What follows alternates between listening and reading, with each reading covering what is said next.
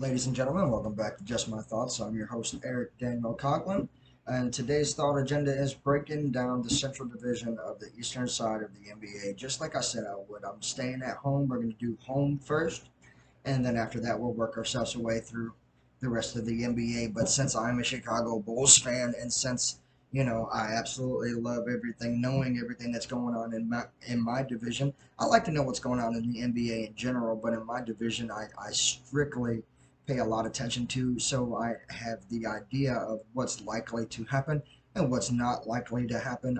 Because I have a very, how would you say, talented but less desirable team for the last couple of years. So I'm just waiting for news to pop, and I did get some news to pop today. So that's what we're gonna do. We're gonna break down the NBA free agency for the next, I don't know, I'd say next 3 or 4 or 5 episodes. We are going to do nothing but the NBA free agency, and then hopefully we'll be marching ourselves into preseason of the NFL. That is right. So if you don't know, you know now that we are 58 days away from preseason opener. Actually, that's the season opener. So preseason, we're probably closer to like 3 or 4 weeks away. We're about a month away from preseason. So about 30 days, we'll have some football action. So I want to wrap up the NBA free agency and before that happens, and we're going to start tonight. And this is what we're going to do. So I'm going to start with the Detroit Pistons, and then I'm going to finish with the Chicago Bulls. That way, if I run over, at least I run over with passion and not run over with, like, what would you say, like fatigue? There you go.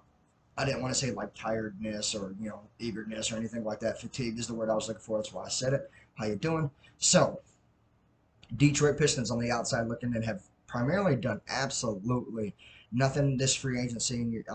It's been mind-boggling me because first of all, they kind of got some money, but they're not rich. I'm not saying that they got a buttload of cap. I'm not saying that. I think that's what they're holding off for. I think next year they're going to have a buttload of cap. They should be pushing around, the 140, 150, max cap situations. And primarily what I think is going on with Detroit to begin with is I think they're going to use this season as a make or break year. Find out who they want, find out who they want to get rid of, and then, make a huge splash next year. It's just not going to happen this year. But one thing that they have done is they thrown some money at James Wiseman. They gave him a 2-year deal.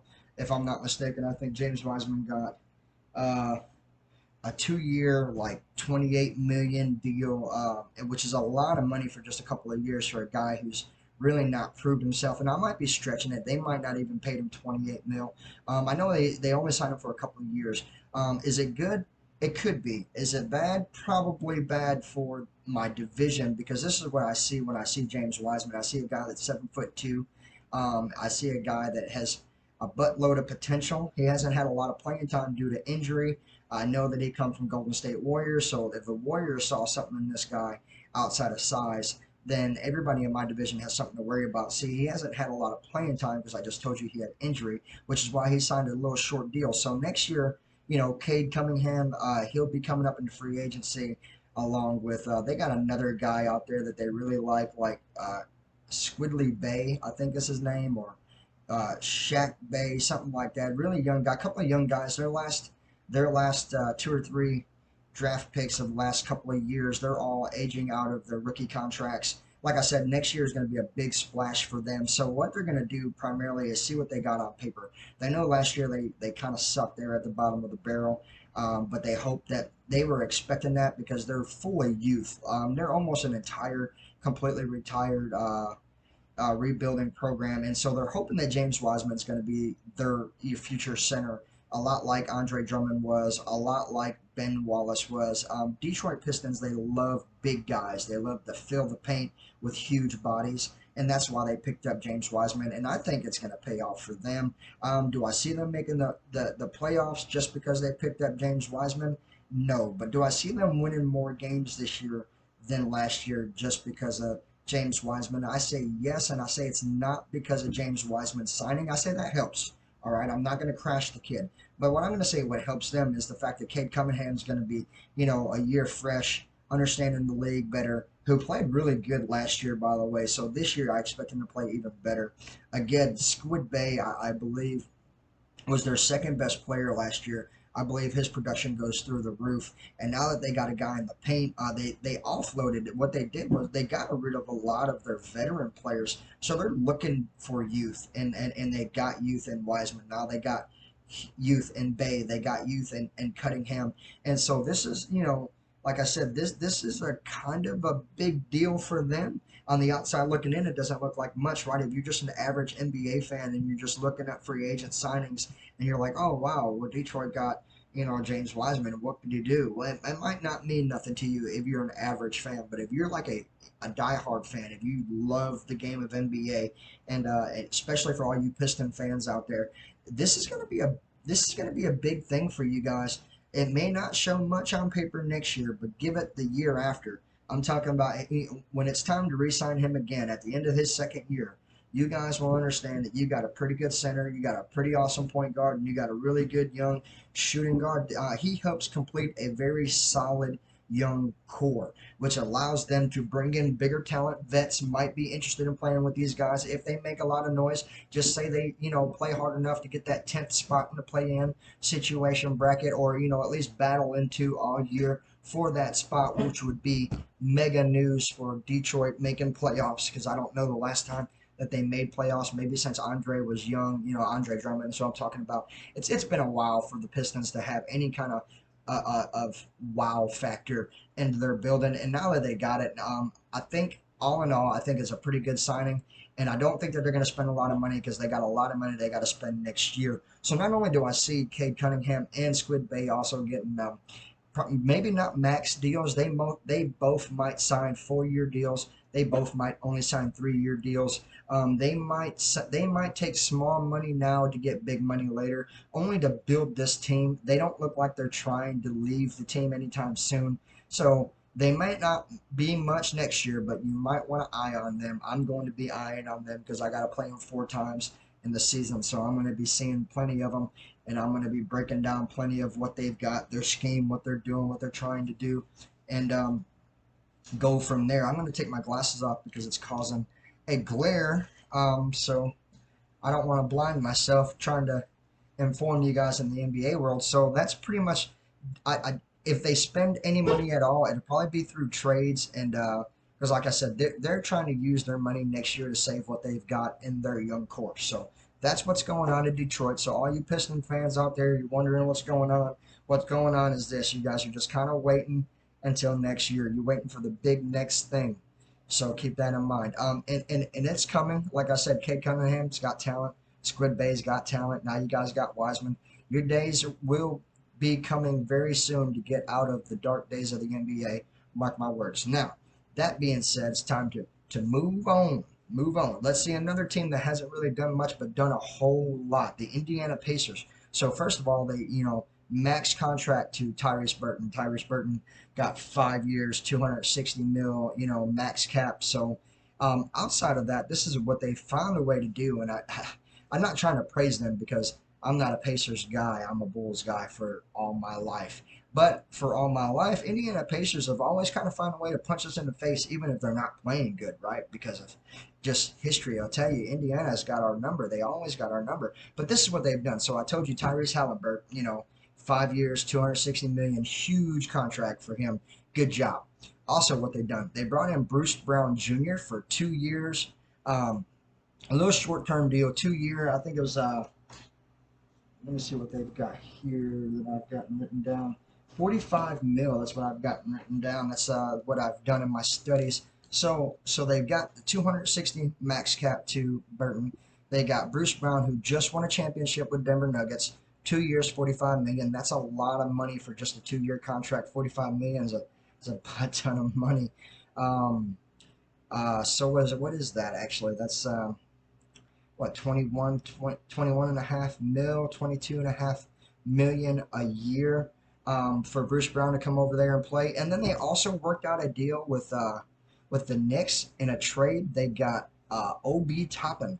So they max contract Tyrese Halliburton, who's probably going to make a name for himself in this league. As far as future players, he might end up being a future top 10 point guard in the league. Just going to throw that out there. I do believe that he's got a lot of talent. He shoots the 3 ball very well. He drives with passion. He passes the ball when needs to. And I say that because, even though you could be somebody like Derrick Rose and, in his prime, it was almost impossible to stop him. But at times, no matter who you are, you can be stopped depending on the matchup. There's always going to be a guy out there that's going to pressure, or bring you pressure, and it's going to force you to mess up. It's going to throw you off your game. And so they get them picking up Obi Toppin is huge. This gives them somebody. This allows them to trade Miles Turner if they want to. I'm not saying Miles Turner is a tradable player. If I'm a Pacers fan, I'd say hell no, it's never going to happen. If I'm a Pacers fan, so bringing in Obi Toppin, and then Miles Turner, he's young. Obi Toppin is young. Halliburton's young. Bruce Brown Jr. brings championship veteranship at a 27-year-old NBA player is still pretty young. The Pacers have actually done a lot with just a little bit of money.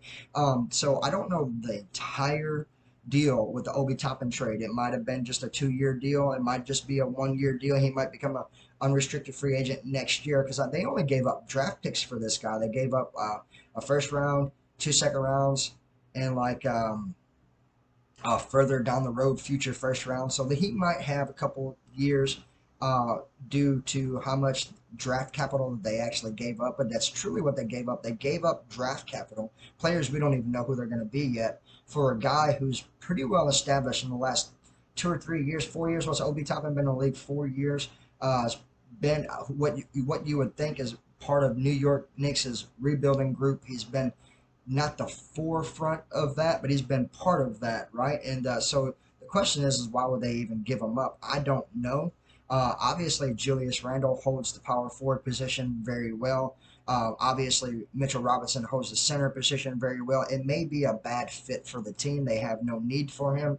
And so what they did was they found ways to fulfill needs that they will need. They know in the future they'll need point guards. They know in the future they might need a shooting guard, a small forward, a center. They might have to do something in the future, which is why they gave up Obi Toppin for future draft round picks. So again, the Pacers have made a lot of noise. I think Obi Toppin's a very good, talented player. I think Bruce Brown is a very talented player. Tyrese Halliburton, very talented player. Now, this pretty much sums up all their cap, right? They're broke as fuck. So it's championship or bust for them, and they're not going to win a championship. I'm not saying by max contracting Halliburton, getting Obi Toppin, and bringing in Bruce Brown Jr., you're looking at the NBA future champs. I'm not saying that, but what I am saying is they're guaranteeing themselves into the playoffs. They're also guaranteeing themselves to be very competitive in a very open and competitive division. So how I grade their offseason so far, I'd say that they had an A plus. I mean, anytime you bring in a championship vet who's only 27 years old,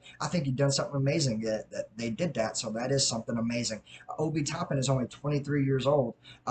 Could probably win multiple dunk contests in his career. He plays defense very well. He holds the paint for a 22-year-old. He's pretty impressive. If someone would have offered me last year, if this was available for last year or even this year, if whatever the opportunity ever came, Obi Toppin for Patrick Williams, I probably would have jumped all over it. I probably would have took Obi Toppin. So I'm just saying, I kind of like the guy. I think he's pretty talented.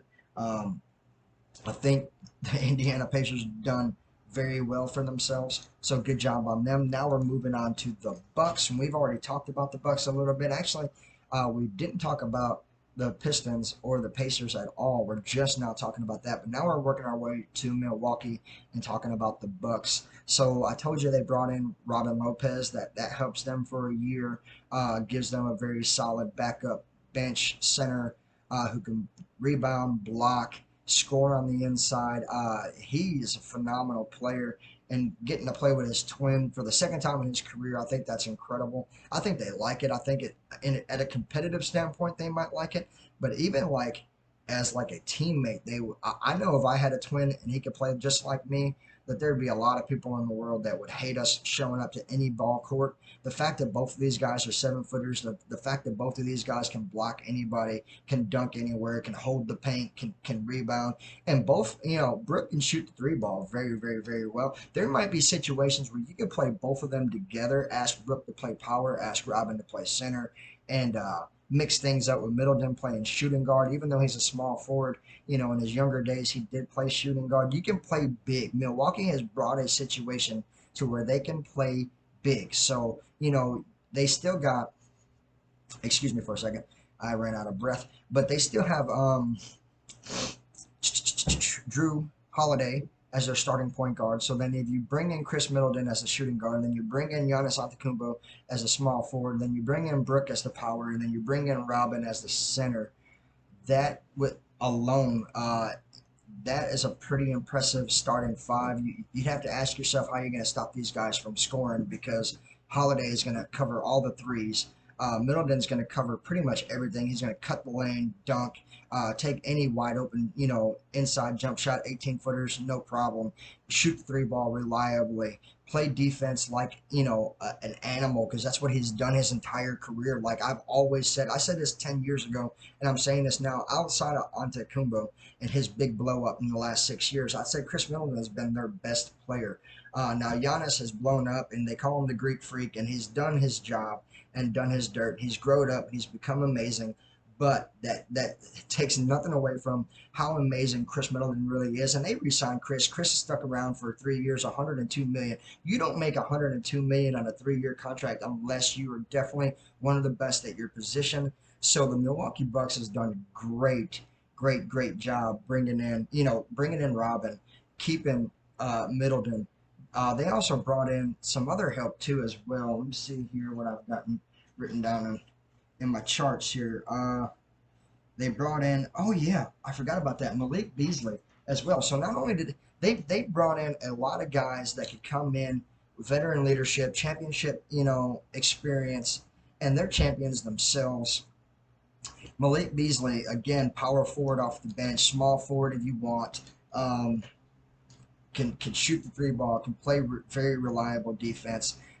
Milwaukee got good. They were already good. They got just a little bit better. They primarily stayed the same with making small changes like their youth. They pretty much got rid of their youth because they ain't got time for that. Like they want veteranship. They want people who are going to come into a situation and enjoy winning because they know they're going to win a lot of games. They don't want players that are going to wonder how many games they're going to win. They want players that already know how many games they're going to win. And so that's what's going on in Milwaukee. Again, I think Milwaukee did a good job. Maybe not near as good as Indiana, but I think that they've done good. And all in all, I'm glad that they didn't, completely change their landscape because of the reasons they're in my division. So if they would have blowed up and got extremely good, it would have been really hard for me to be competitive against them. So I give them about a B. The reason why it's not an A is because, like I said, they didn't bring in nobody that just wows you. They already got wow kind of players, and they didn't spend a lot of money because here's the thing: next year they're gonna have to do the same thing. They're gonna have to figure out how to save Bobby Portis next year if they don't trade him before trade deadline. Not saying that I've read anything that's gonna happen. Just saying that now that they got Malik Beasley, now that they got Robin Lopez.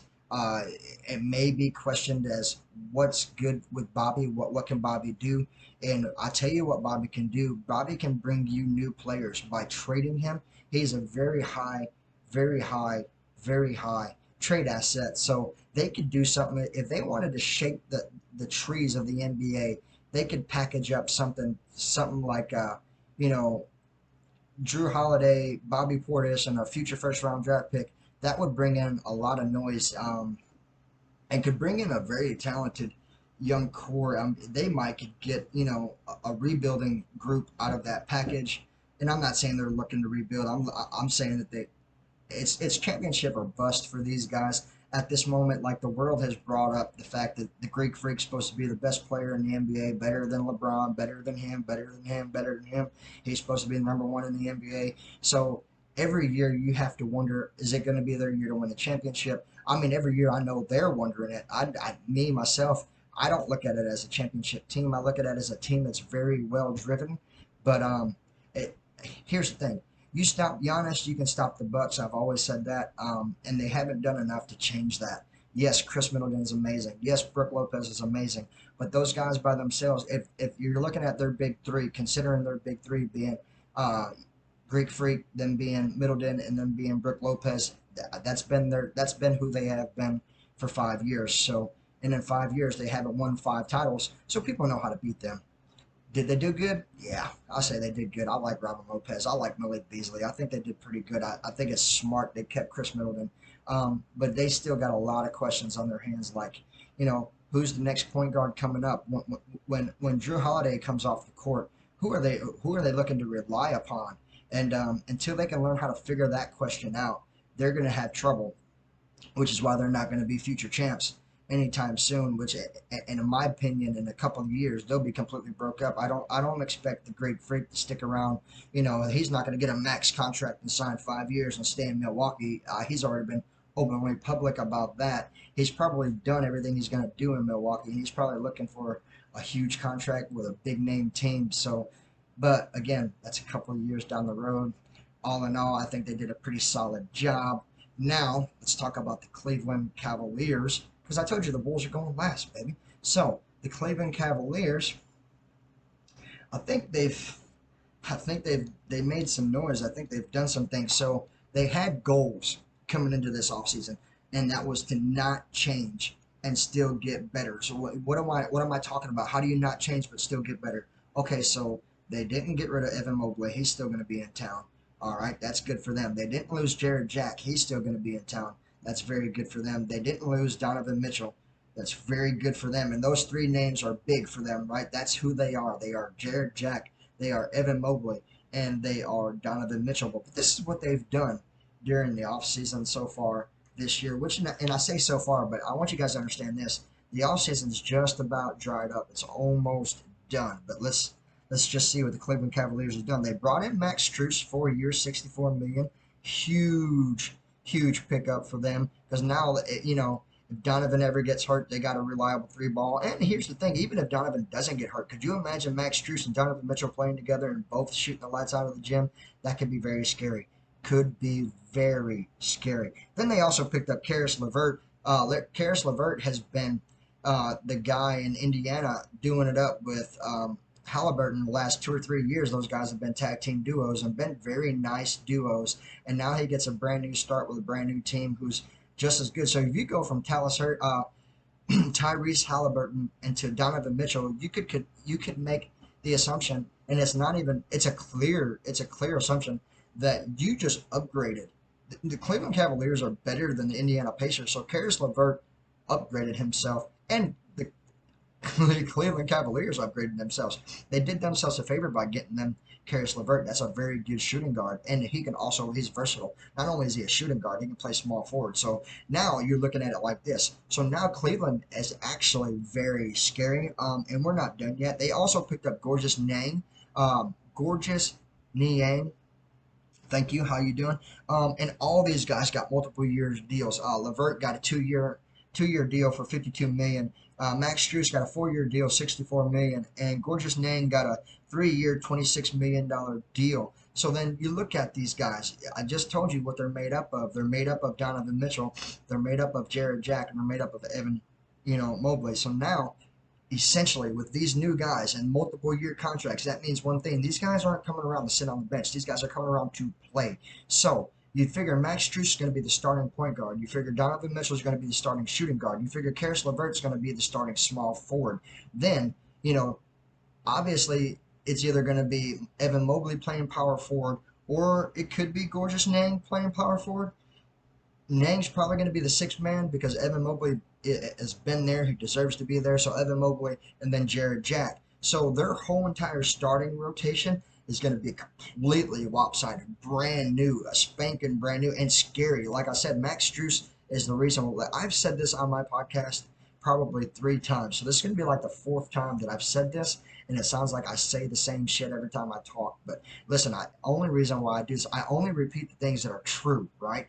And it's true that Max Strus has stopped the Chicago Bulls from making playoffs last year.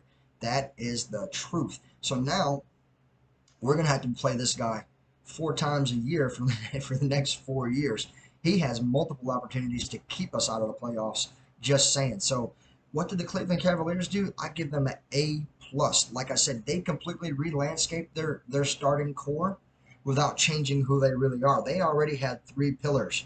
They kept all 3 pillars. Now, not only did they keep all 3 of their pillars, their mainstays, they added mainstays. So now it's like when you're going into Cleveland and you're thinking, oh, we're gonna whip on these Cavs and catch the road.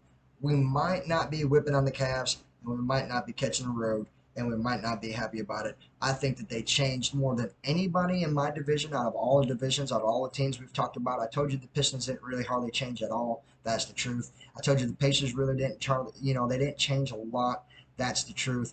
But I tell you, Cleveland Cavaliers changed a bunch, and they're going to be very serious. Now, you think about this. They were in the 5th seed last year with a bunch of young rookies and Donovan Mitchell. Now they got a bunch of veteran played players and Donovan Mitchell.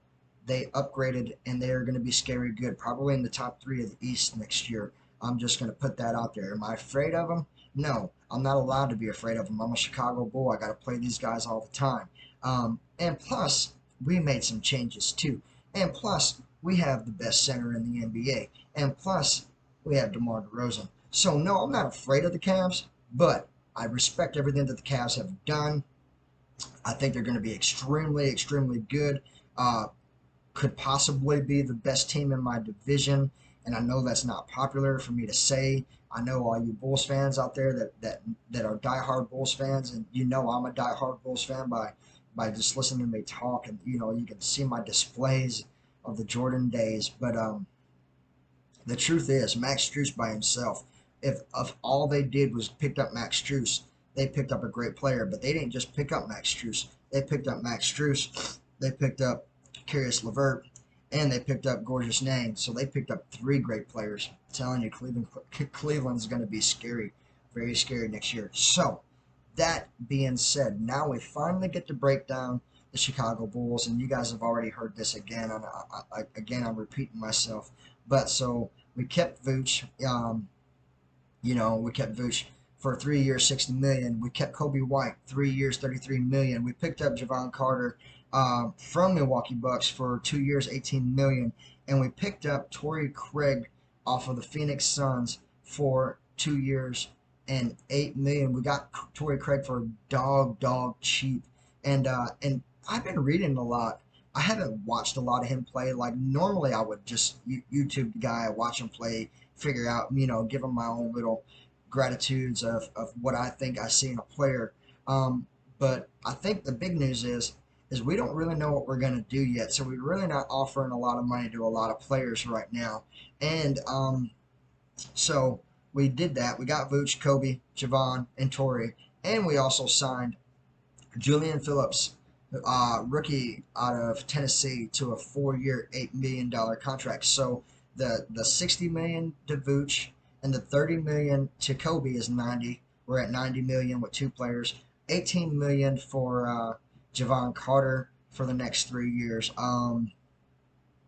Will be that puts us 90 and 18 at 108.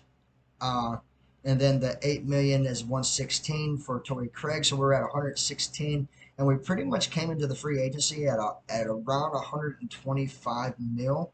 So around, I mean, it might have been 130, but then if you add the 8 million to Julian Phillips, we pretty much have spent, right? We're done.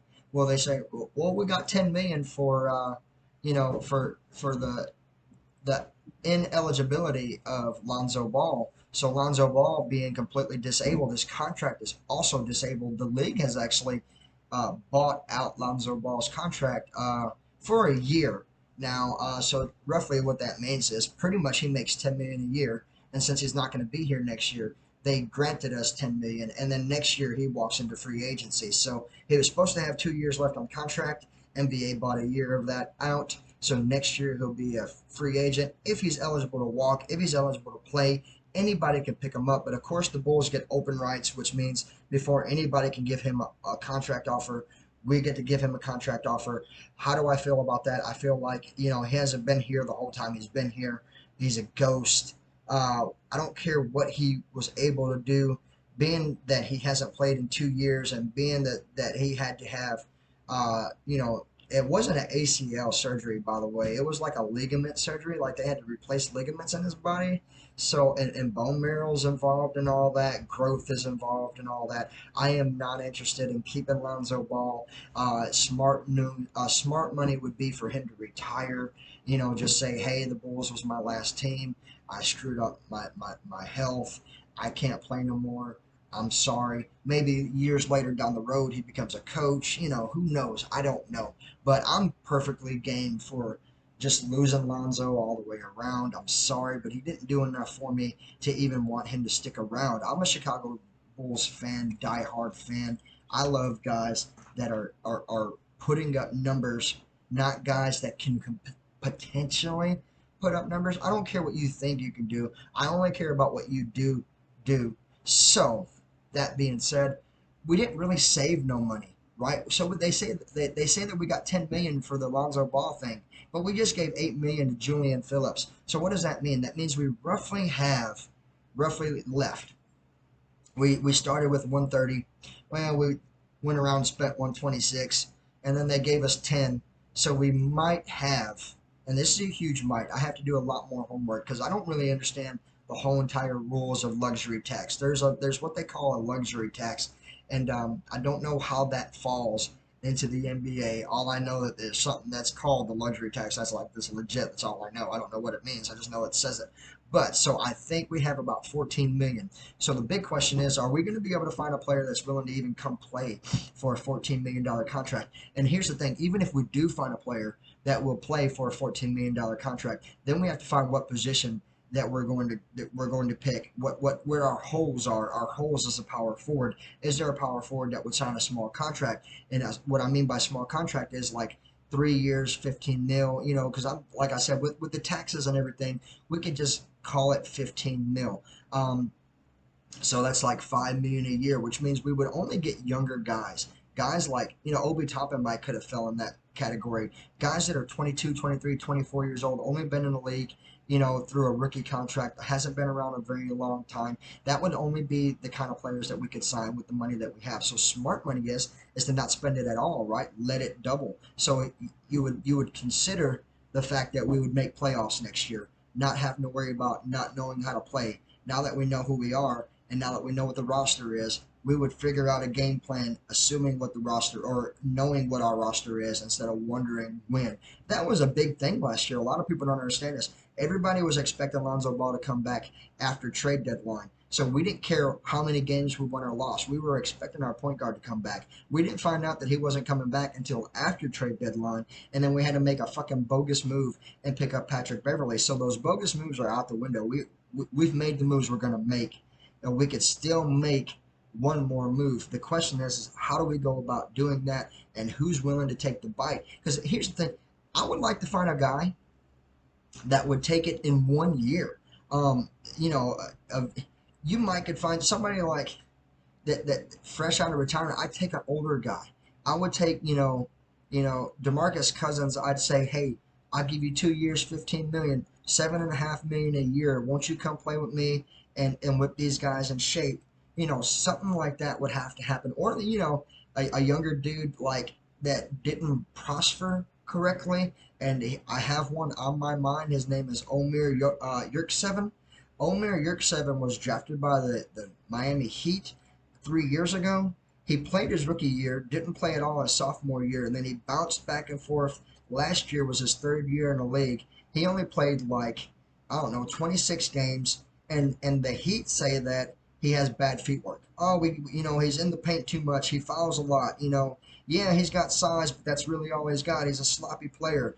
People say that, right? But if you put him in the right organization, you put him with championship material, you get him with guys that will teach him how to not be so sloppy. What I'm saying is guys like, you know, uh, first of all, Nikola Vucevic. Second of all, DeMar DeRozan. You put DeMar DeRozan and Nikola Vucevic in a young player's ass, and that young player will grow and learn and be competitive and get a fiery spirit and realize, hey, I'm playing in the United Center. This is where Michael Jordan played. It changes people. Even DeMar said that. DeMar said he was in the league for 15 years before he came to Chicago, and Chicago still managed to find a way to change him. It just happens. Our fans are crazy. The city's great. The food's amazing. Um, we can absolutely suck and still sell out a home crowd because of it being the Chicago Bulls. People want to go to Bulls games. It just happens. There's Bulls fans everywhere. You don't have to live in Chicago and find Bulls fans. You can live just about anywhere in the United States and find somebody. And I'm not going to limit that to the United States. I'd say anybody that has a freaking TV, and they're at the age of, you know, 28 to 45 know who the Chicago Bulls are, and out of the odds are probably 60% of them are Bulls fans, and that's just the truth. So would I take a chance on a bigger, younger player? I say yes, but it would have to be someone who is promising. Someone like Omer Yurtseven, he would be promising. Someone else like another young guy that I think might be pretty good. Um, well, Mitchell Robinson would be great, but New York Knicks ain't never going to get rid of him. They signed him last year, 4 year, 106 mil. He ain't going nowhere for a long time. But you see what I'm saying? Even though I'm naming centers, I'm really naming stretch fours. You know, we had a very good stretch four, stretch five, and we let him go, Laurie Marketing. And we'll talk about that next time we break down free agencies. We're going to talk about the Utah Jazz and all the changes that the Utah Jazz are making. Because I tell you, the West next year is going to be super exciting. The Jazz are going to be hot. I think Golden State's going to completely shock people with all their new faces and old talent. Sometimes age don't matter. All that matters is, do you know how to do your job and how good are you at your job? When you got an A-plus point guard and an A-plus shooting guard, and they've been in the league for 12 years and they're not showing age, you have something very dangerous. And I'm getting off topic because I'm talking about the Golden State Warriors, which we will do the next time we have just my thoughts, and that's not tonight. So, like I said, there's got to be youth or veteranship. It's one or the other, and that's always the options. I understand that. I understand I'm sounding ridiculous, but what I'm saying is I'm not sounding too ridiculous though. You can get too old of guys. We did that years ago at Pau Gasol. We brought Pau Gasol in at the age of 36, and now Pau Gasol, in my opinion, this is going to be a very unpopular opinion, but I think he's the best power forward I've ever seen play in my life. Now, I've seen a lot of power forwards. I've seen Dennis Rodman. I've seen, Sean Kemp. I've seen, Amari Stoudemire. I've seen Carmelo, which actually I liked Melo a lot. Carmelo Anthony was a tough dude. Zach Randolph. I've seen a lot of talent in my life, but I don't think I've ever seen anybody that could outscore and out rebound and out dominate a game like Pau Gasol. And now, like I said, we got him, but we got him too old. So I don't want to see that happen again. I don't want to see us sign a 36-year-old guy that's only going to be around a couple of years, and we thought, fuck, if we would have got him 5 years ago, that'd been great. That's what I want now. If I can find a player that's willing to sign a $15 million contract and put me underneath tax salary, I would take it. I would pay the penalties and just deal with it, because the fact that we have to have a power forward. Right now, our roster is completely incomplete. If they think, I mean, because I'm just saying, I'm spitting off, what I think that they might be thinking. If they might be thinking that they're going to start DeMar DeRozan and Torrey Craig, together, and Torrey Craig's going to be our power forward, I don't think that's going to work. It will be a better situation than what we did last year. Last year we played Alex Caruso as a power forward, and I've been ragging on that for a year because he's a point guard, shooting guard at best, but we used him as a fucking power forward. So worst case scenario, Torrey Craig, who's a small forward, a bigger bodied small forward, 6'8", 226 pounds. He might could flip the bill for a power forward, even though he's really a small forward, and keep DeMar at the small forward. Zach, Alex, Vooch sounds great. And then then the bench come on, and then you have Javon Carter coming off the bench, and then you have obviously Kobe White coming off the bench because we kept Kobe, we kept Andre, we kept Derrick Jones Jr. and then so I think Julian Phillips gets the playing time. I really thought Dallin Terry was going to step up. I really thought Dallin Terry was going to be the guy that's going to get playing time, but I just don't think that he is. And I don't think Julian Phillips is going to get a lot of playing time because we still got Patrick Williams, and I think Patrick Williams might be flipping the bill for our sixth man next year, which is still great because he showed a lot of promise, played all 82 games, averaged 14 points. He looked like he could have been a starter, but every time we started him, he only scored about 9 points. When we come off the bench, he scored about 15 to 20. So he doubled his production by coming off the bench. So when you see things like that as a fan, I can only hope that the organization sees it as the organization, as the team manager, as the coach, as the owner. I hope that they can see what fans see, that it makes sense for Patrick Williams to be our sixth man. And then I think we can win a lot of games, a lot more than what we did last year. I think last year was super depressing. And I think for many reasons I've already stated, like we were waiting on Lonzo Ball. We didn't know who to play at the point guard. Just a million questions that we summed up. So Ayo Dosunmu did not get re-signed, is not going to get re-signed. Full disclosure, I was wrong. I have to admit that. I thought Kobe would be gone. I thought Ayo would stay in town. It was right the opposite. Ayo's leaving town. Kobe stuck around. So I was wrong about that. But I do think it's going to work. I think Javon Carter is pretty good, very reliable. He can shoot the three ball at will. Plays a little bit of defense. And I think Kobe White runs the court very well. I don't want anyone to think that I'm against Kobe White. I just would. I brought the opportunity as a question, who do I want, Io or Kobe? And I wanted Io. I still want Io. I didn't get what I wanted. Tough luck. It's not Erick's way. It's the NBA. How you doing? So that being said, I do think we can push for the top five in the East. I'm not going to say the third. I'm damn sure not saying the first. Damn sure not saying the first because there's a big, big, big rumor that Damian Lillard's going into Miami Heat. So if you got Lillard and Butler and Bam all on the same team, you're looking at the number one team in the East, Miami Heat. How you doing? Because I don't think they're going to lose uh, Caleb Martin. Obviously, I don't. They're not let go Caleb because here's the reason why they let go of Struess and Vincent. So you damn sure know they're not letting go of Martin. Martin's going to be in town next year. So if they get Damian Lillard, they're going to be scary fucking good. Really, really, really, really, really scary good. But that pretty much sums it up for the Central Division of the Eastern Conference. I gave you all five teams, and I gave you everything that they've done in the free agency so far. And then I've talked about, looks into the future of what these teams are going to do. So if you enjoyed the show, you like what you heard, you enjoy what you see, always feel free to like and subscribe to my channel. And if you're feeling awful generous, always feel free to cash at me, Erick Daniel Coughlin, #Coughlin Pride. Have a good day.